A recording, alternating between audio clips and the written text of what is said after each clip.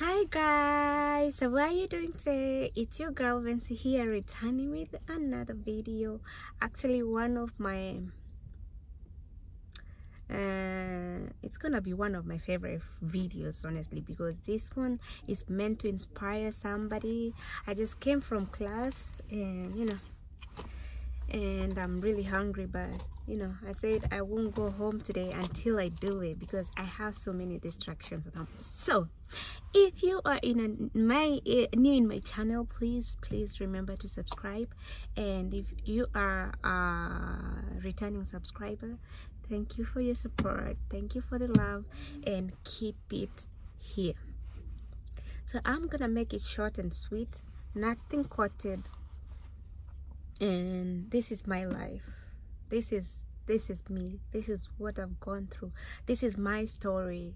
I'm gonna put it out there so that it can probably inspire somebody who is going through the same thing and probably wants to take shortcuts. Like I see young ladies having sponsors and they're probably proud of what they're doing, or dating married men in the name of having money, for pocket money, or something to just having money to do stuff that really aren't necessary. So this is my story. I hope it's gonna inspire you. Whoa, I'm so hungry. I didn't take breakfast. I had to pass by Abby's to get some chicken nuggets and smoothie. So I will be eating in between, but I'm gonna make this video as short as possible. So I grew up in the village. I know most of people thought like I grew up in the city. I had this lavish life and I'm this spoiled kid. I think that is what people see out there, because that is what I put out there. I don't want to display my problem. I don't want to display what I've gone through. Like sometimes if I post something like I posted last time, I was going through a lot, know that is too much, too unbearable. That is when I posted, like, for my prayer warriors. If you take it negative, that's upon you. So I don't display my past on social media. I don't display most of my TBTs, like primary and my secondary school, because like I feel like those are my scars. I'm trying to embrace them right now, but because they made me who I am right now. Hey, makeup. So they made me who I am right now, and I'm trying. I said I'm gonna use my channel. I'm gonna use my platform to inspire the young girls who are out there. So I grew up with my grandparents. My mom came to the city when I was about 5-6 years. So basically I was left by my grandmother and my grandfather. Bless their hearts, those were the best parents that God gave me in the village. So basically I grew there. I grew with my aunties, and we used to go to a primary school called Nyasimwa Primary School. It was like around 2 miles. I don't know how 2 miles is how many kilometers from. So it's around 2 miles from my home. And if you can imagine life in the village, you could like walk to school and come back home for lunch. I did that. If it's about walking barefoot, I walked. I was in a family where sometimes my mom could buy like a big size shoes so that we can share when we have occasions. If we have places to go, we can share. If the clothes, I've been in that family where we could share clothes, we could share shoes. And my upbringing was very humble, and I grew up with my loving grandparents, especially my grandmother and grandfather.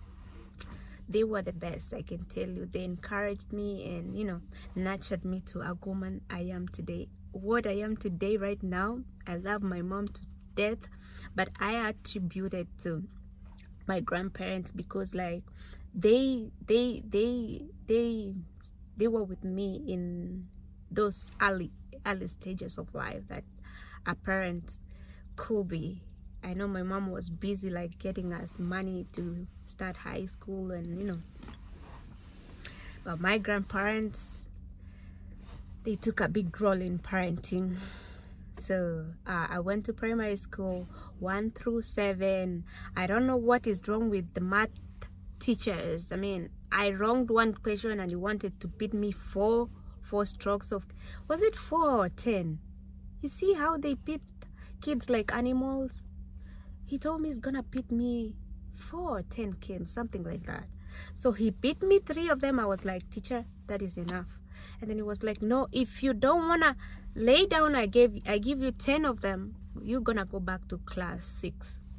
And I was like, yeah, I'm not gonna go, I'm not gonna stay for the 10. So to cut the story short, I was taken back to class 6, and then my loving auntie, Aunt Bilham, one of my parents, I call her my parent too, so she heard about it, and she took me to her place, because like I didn't fail, I just wronged one math and he wanted to beat me like an animal, and I was so tiny. I went to Kitutu Chache constituency, I went to Intanda, and then a year later, my aunt is a teacher. She was transferred to a school that is close to her house, and then we had to move to another school. So class 7 and class 8, I was in 2 different schools, Intanda and Motondo Primary School. So my class 8 was in Motondo Primary School. Primary school, I didn't pass very well, but I was above average. And then now it was time to go to Form 1. I wanted to go to Sironga Girls. I don't know why so many people know I was in Sironga Girls. Guys, I'm not an alumni of Sironga Girls. I went to Mochenwa Secondary. It's a day school. I went to Mochenwa Secondary School. I wanted to go to Sironga Girls, but we didn't have money, so I had to like last minute change. I had to go to the the secondary school that my mom could afford paying. You know, it was 2 of us. It was me and my brother, so it was a lot of school fees by then. So let me see.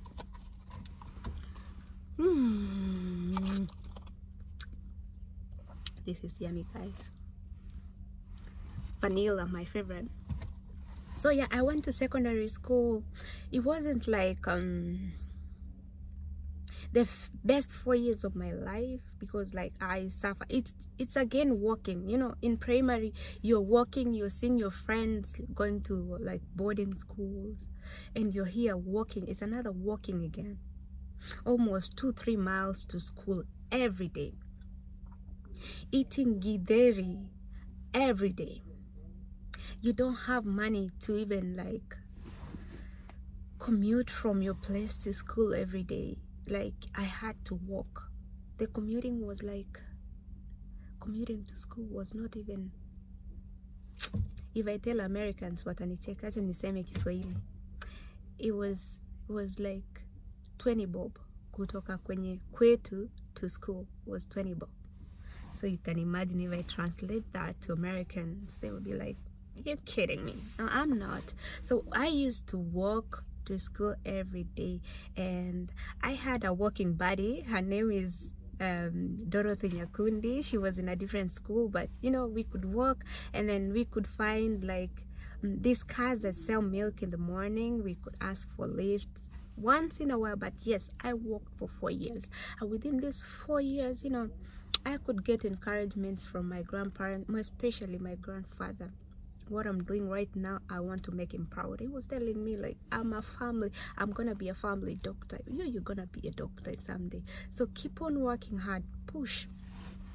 And then within those years, I want to tell the young girls out there, the romantic relationships in high school is a waste of time.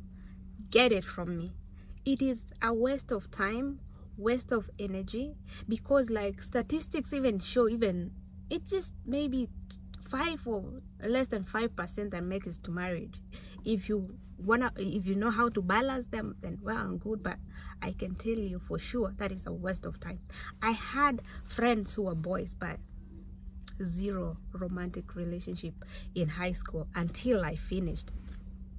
until I finished high school. Okay, I was talking to boys, you know, that time you met in, I did actually at that time too, I didn't think I was beautiful. You know, I could get approached by, you know, boys who were like, you know, of class. I didn't feel like I'm beautiful enough to have a relationship. So I was like, do they want this, or they just want to, you know, they want to have sex and then dump you and, you know, stuff like that. That scared the hell out of me. I didn't want that. I didn't want anything to do with babies, anything to do with STDs, anything to do, like, I focused myself on studies. Well, exams came. I didn't pass very well, but I was above average.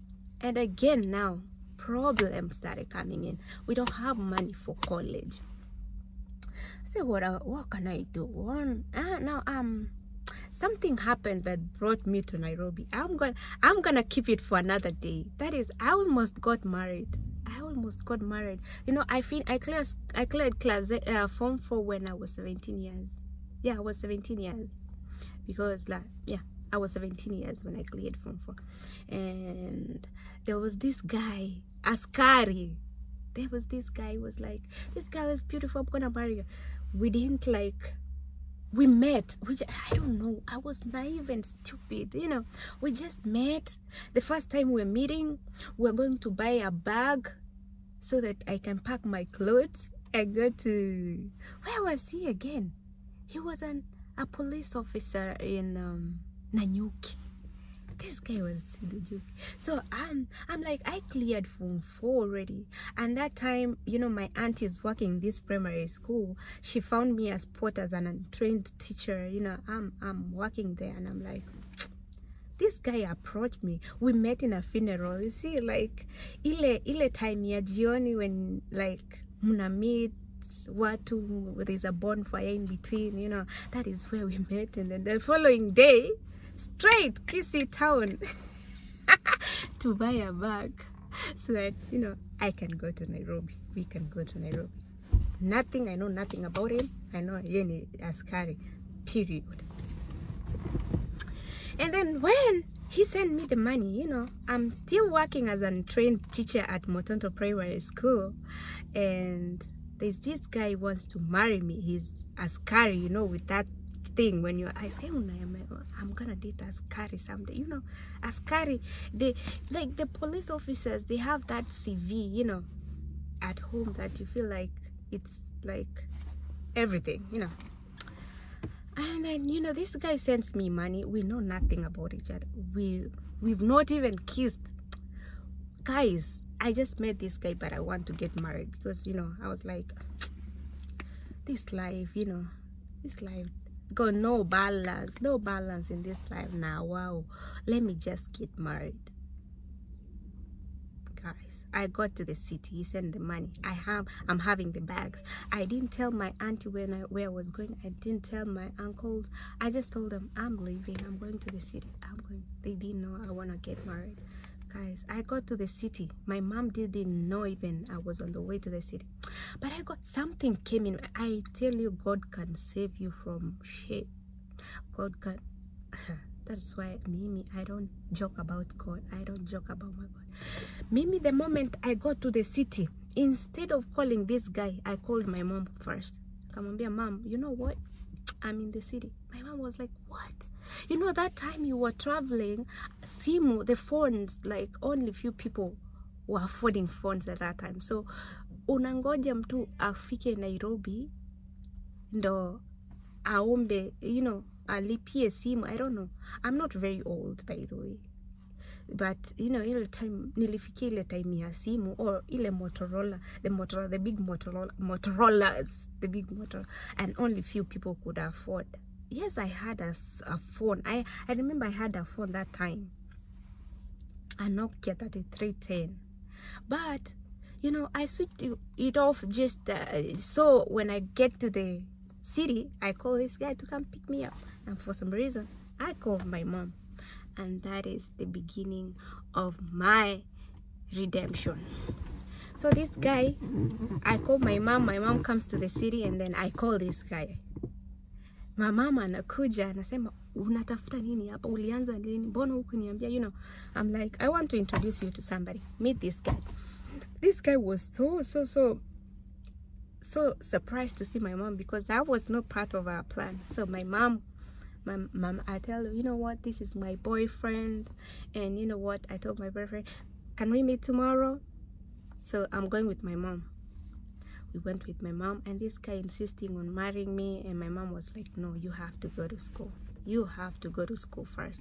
Marriage will come later. You see how moms are. You know, I was like, okay, I'm gonna go to school. I'm like, I asked this guy, if we get married, are you gonna take me to school? He said yes. And then I was told by my mom, don't you ever trust these people. Don't you ever. If you want to study while here. If you want to pay for your school fees, let him pay when you're here. But you know, he backed out. He was like, he felt cheated. He felt, you know.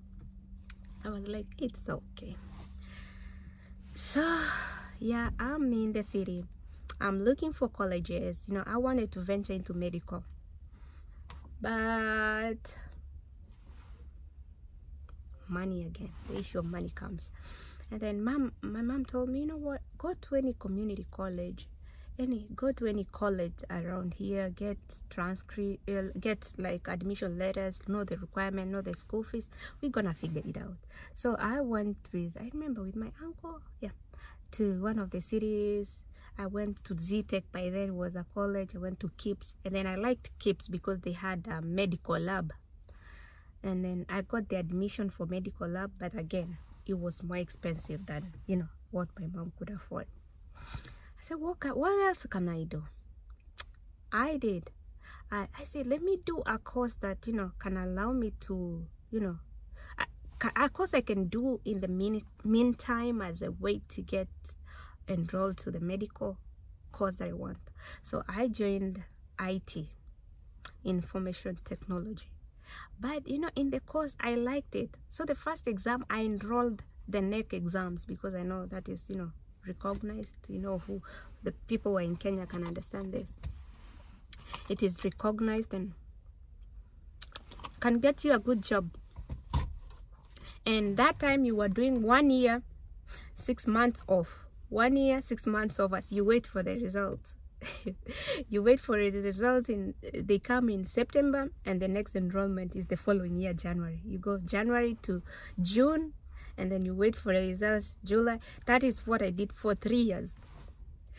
First year, it was challenging too. I could commute from Tassie. That time, you know, my mom had to move to the slums because of the money, so she can get enough money to get me to college. So we were in the slums. I don't have money. I'm struggling. I don't have money for lunch. She could literally give me was it 100 bob every day? 100 bob. I know for that I could, you know, that is fair, basically fair. You can't eat nothing with that. So, and classes were from 8 to around 4. So I could starve like the whole day. But I had good friends at that time, so they could buy lunch here and there, or some could bring some snacks we can eat in between. And you know, it happened that there's a train that goes, those who stay in Doni, Tasia Pipeline, Embakasi area, you know how trains are helpful. And that time the train was 25 bob, so I could use train to school and train back. So train back was at 5, so I could stay in town until 5. The classes ends at 3. I could stay at the train until 5. So the train to school, train back, and the little money I had, so I could save it to buy maybe books or materials for studying, because I could see how much my mom was struggling. And that gave me, I can say, a mantle or something, a mentality of like pushing harder to change life for me and my family. Like, you know, I could get like enticement, you know, when those who stay in the slum can know how these electricity people from, you know, they are rich because like they supplying electricity everywhere, and they like want to take advantage of the young girls in the slums. They can't, there's nobody who can give you anything for free. They want something for in return. You know what, I focused. I remember there are some who could invite me to their houses, so you know, they don't want me to, like, you know, slums, life in the slums, guys, life in the slums is so hard. I pray for those young ladies out there. Rape cases are high, electricity everywhere. When it's raining, it's even worse because the sewages, they flock and close the roads, the pathways. You can't see electricity, you can't see where to step. Like literally you're stepping kwa kinyesi. You know, I did that. Unaruka. You know, I'm going to school kwenye watu wanasikia venye unanuka. So what I used to do, navaa viatu mbaya from the slums, naenda nikifika kwa njia, I put it in a polythene, and navaa zile nzuri, naingia nazo kwa train ama na nikimaliza train naingia nazo class. That is what I use, because you can't go with this smell. You can't go with this smell to the rich kids. You can't, you know. It was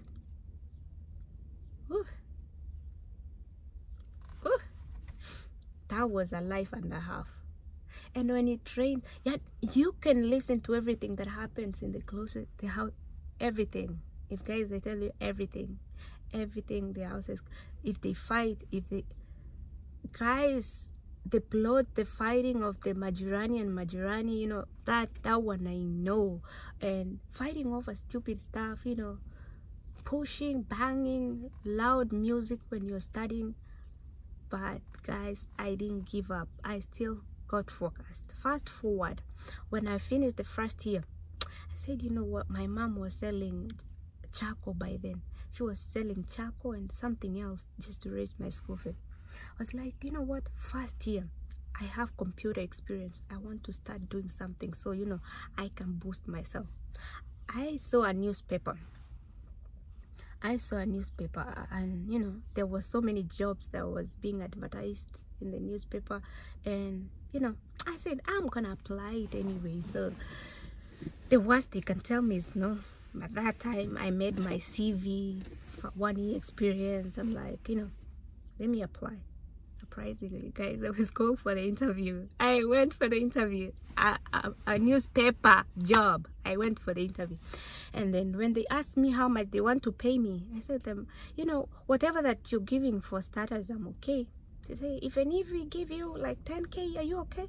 I'm like, 10K, that is good money. That's gonna pay my school fees and give me like fare to school and to work every day. I was like, nah, I'm okay. And then this boss was kind enough. He gave me 12,000. So 12,000 Kenya shillings. That was my starting salary. So guys, if you see me like shemaing, I grew up in the village. The English I have right now, the eloquency I'm trying to get right now is self-made. I wasn't born in town. Those bullies before, let me pause up a job. When I came to the city the first time, sasa nimeingia system, I went to Mbagathi. I started going to Mbagathi SDA. I'm just saying this for those bullies who bully people from the village for like not being eloquent in speech, or, you know, kuangushaing every time. Guys, even teachers in the village are hawaongei vizuri, so we don't have role models. We don't have people who speak nice Swahili. So, and whatever the teacher talks is what we pick, and that is what we talk. You know, I was bullied, by the way. I was bullied by one guy in Mbagathi. Every time I talk naangusha, because you are from the village, for crying out loud. You know, hakuna kizungu mingi huko, hakuna Kiswahili mingi huko. Ni Kisii. Njeneke usingo kwa na igang kwa na eloquently ke Kisii ongigu. But here you're trying to make me talk like the city girl. I'm not a city girl. Guys, that was so annoying. But you know, I kept on fighting. This guy, I could talk, like, he could laugh so loud. I could say his name, but you know, I'm like, they could laugh, or some of the youths could look at each other and like, you know, feel like, you know, uyu mshamba nini mshamba. But you know what, I felt like, you know, that is bullying. It puts my spirit down. But you know, as long as I'm not physically hurt by anybody, you know, it's nothing. So I started working on myself. I started working on my Swahili, a little bit of English. I didn't know nothing about English. Nothing. I couldn't talk like two. Okay, I could write, but you know, not talking. You know, right now I know I'm not like the best. I'm not like as eloquent as some lady in Washindi Victor's thinks that, you know, she's the best in talking English and looking down upon other people just because they know how to talk a little bit of English that can't take them anywhere, you know. So guys, those who look upon the girls, down upon the girls in the village, you know, you're hurting people out there. You don't know other people's stories. So just keep your English to yourself. Keep your good Swahili to yourself. I mean, as long as you understand what I'm talking about, that's enough. So I get this job, and then now I'm able to pay for my own school fees. I'm able to feed myself. I'm able to pay my bills. So my mom could be able to also do what? Take care of herself, and the little money could get, you know, do some few stuff here and there. And you know, she could like support my school fees here and there, but mostly I started supporting myself the first year.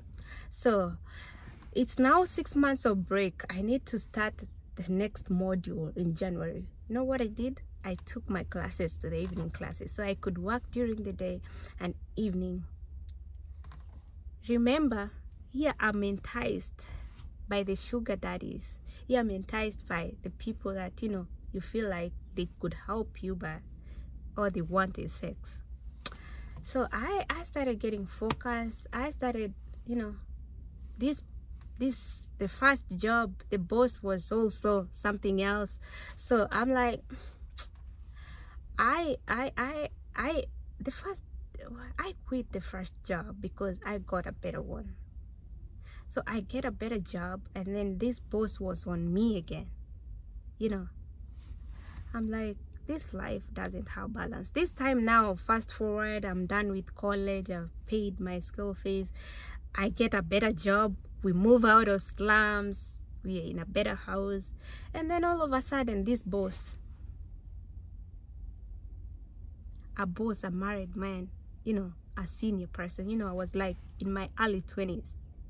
And this person was like 40s. I'm like, Mimi, there's no way I can stand an old person. I know love doesn't have age, or but Mimi, I can't stand older people. You have money, you don't, I swear.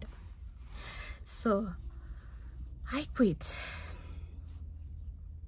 Not I quit. No, I was fired.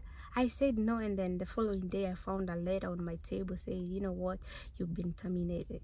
Reason being, I don't. So you can imagine, Jesus Christ, you are the breadwinner of the family. At that time I was, and you know, you're losing the main thing that, you know, gave meaning to your life.